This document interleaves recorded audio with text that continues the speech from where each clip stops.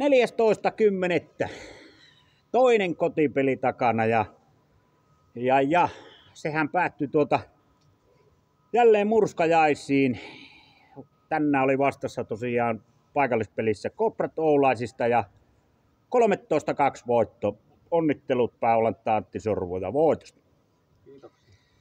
Pikimittä puhetta muuta kuin sylkästään peli poikkeen ja lähdetään tästä saunan lämmitykseen niin sanotusti, niin ole hyvä.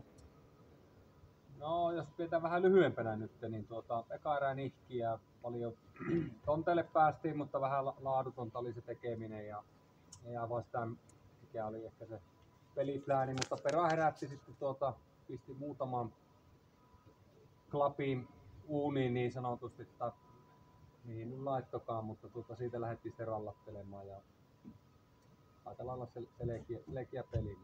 Ei nyt mikään aivan nappi onnistuminen kumminkaan, että paljon siinä on parannettavaa. Se aaltoilee liikaa ja välillä vähän keskitytään väärin asioihin, mutta hyvä voitto kumminkin.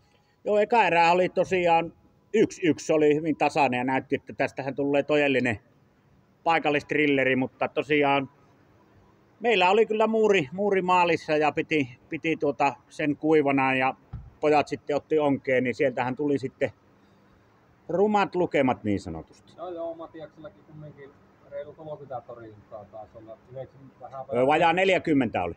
Ai, niin paljon. Kyllä. No joo, vajaa 95 torjuntaprosentti se riittää kyllä, että siihen voi olla tyytyväinen. Matias pelasi hyvän pelin. Hankalaa aika paljon joutui työttömänäkin olemaan, mutta joo, veskari oli hyvä. Joo, kaverilla oli vajaa 70 torjuntaa sitten puolestaan, että kyllä se melko kiekkosotteessa oli kaverinkin veskari siinä. No, plus maalit päälle, niin siihen voi laskea paljonko me tuonne ristikon väliin tai kikikon väliin päästiin ampumaan. Paljon tuli kuteja. Kyllä.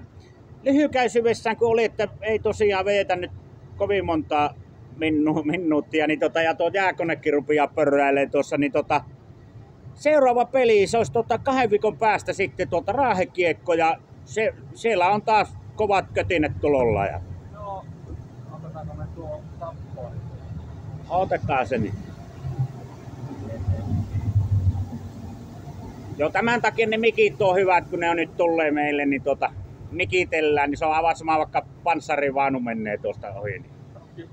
No, mutta käydään lyhykäisyydessä, se on Raahe ja 2 viikkoa. Raahe ja 2 viikkoa, pari viikkoa reeniä ja Raki laadukas joukkue varmaan, sanotaanko, että kovin testi tälle kautta, mutta hyvä näin. Hyvä on päästä katsoa, että mihin ne rahkeet riittää sitten. Ei siinä mitään, valmistaudutaan siihen.